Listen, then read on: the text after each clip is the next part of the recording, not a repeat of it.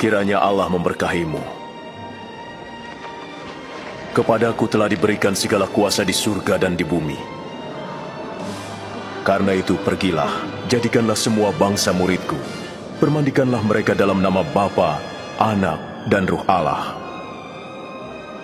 Ajarlah mereka melakukan segala sesuatu yang telah kuperintahkan kepadamu.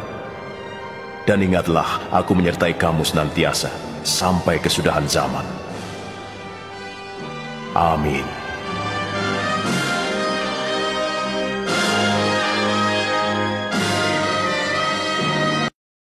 Injil Matius 28 ayat 18 sampai 20.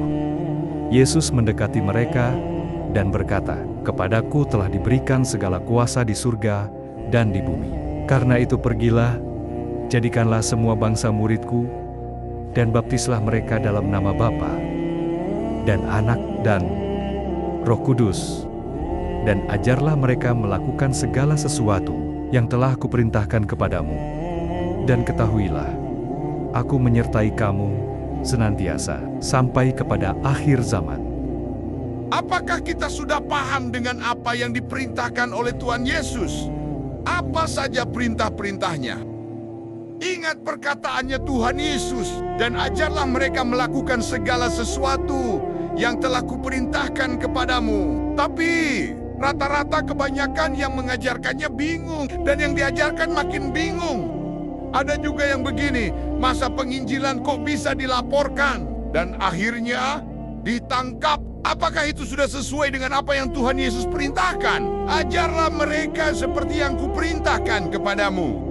Kalau di zamannya para rasul, hingga ke zamannya bapak-bapak gereja, melakukan penginjilan bukan hanya dengan khotbah saja, tapi juga menunjukkan sikap dan perilaku yang sesuai dengan Tuhan Yesus perintahkan.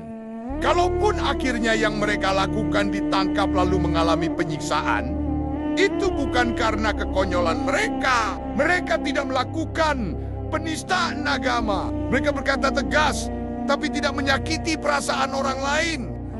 Ada seorang bapak gereja yang menjelaskan bahwa nabi padang pasir adalah nabi palsu. Dia hanya cukup menjelaskan bahwa ajaran yang diajarkan oleh orang itu tidak sesuai dengan yang Tuhan ajarkan. Dan orang dari padang pasir ini mengaku adalah nabi.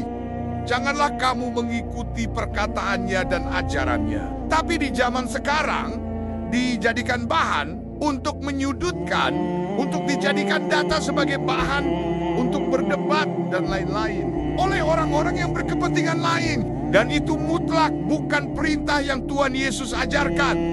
Kalau kita membagikan kisah tentang Tuhan Yesus, baik itu kehidupannya, ajarannya, tapi orang itu tidak mendengarkan, atau orang itu membantah, kita menjawabnya bukan dengan membantahnya lagi. Kalau dibantah lagi, dan lagi, gimana Tuhan bisa berproses kepada orang itu yang sudah kamu ajarkan?